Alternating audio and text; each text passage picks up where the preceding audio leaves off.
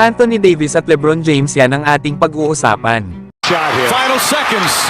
Bryant for the win. Bang!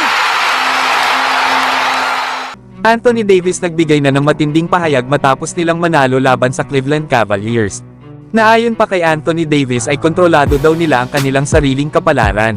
Naayon pa kay Anthony Davis ay nag-focus nga daw sila sa Cavaliers kanina at sa magiging laban nila sa Minnesota Timberwolves, na kung saan ay sa ngayon daw ay kontrolado na nila ang kanilang kapalaran.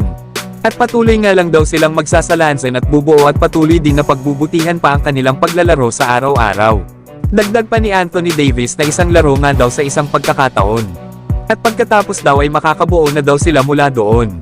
Yan nga mga idol ang mga sinabi ni Anthony Davis, na sa tinagol tagal ng pagkakastop ng Lakers sa 9 seed.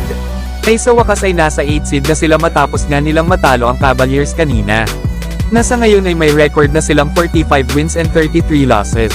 At 4 na panalo na nga lang ang natitira sa kanila sa regular season. Na malaking bagay nga sa success ng Lakers ay itong si Anthony Davis. Na para pa nga kay James Worthy ay naniniwala ito na daw ang best season sa career ni Anthony Davis. Lalo at kanina nga ay nakagawa si AD ng 22 points, 13 rebounds, 4 assists, 3 steals at 6 blocks. 73 games na nga ang nalalaro ni Anthony Davis out of 78 games.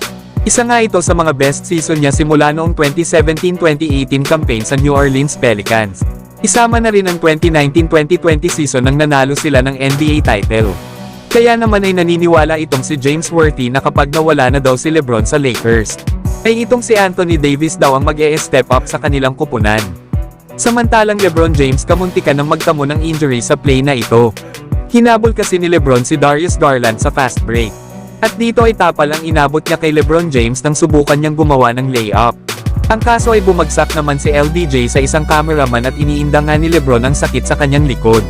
Nakatayo naman ito kaagad pero hawak na rin ni LeBron ang kanyang likod. Na ang good news naman ay wala namang seryosong injury na natamo si LeBron na gumawa pa nga ito kanina ng double-double, 24 points at 12 assists. Mabuti na lang mga idol at walang nangyaring masama kay LeBron. Lalo at malapit nang magsimula ang play-in tournament. Hindi nga afford ng Lakers na maglaro sa play-in na wala ang kanilang best player. Pero wala ngang magawa sa ngayon ang Lakers dahil kailangan talaga maglaro nila LeBron at Davis sa mga natitirang laro ng kanilang kupunan sa regular season. Lalo at naghahabol sila sa seeding sa standing sa West. Pero kayo mga idol, anong spot kaya sa West magtatapos ang Lakers pagkatapos ng regular season?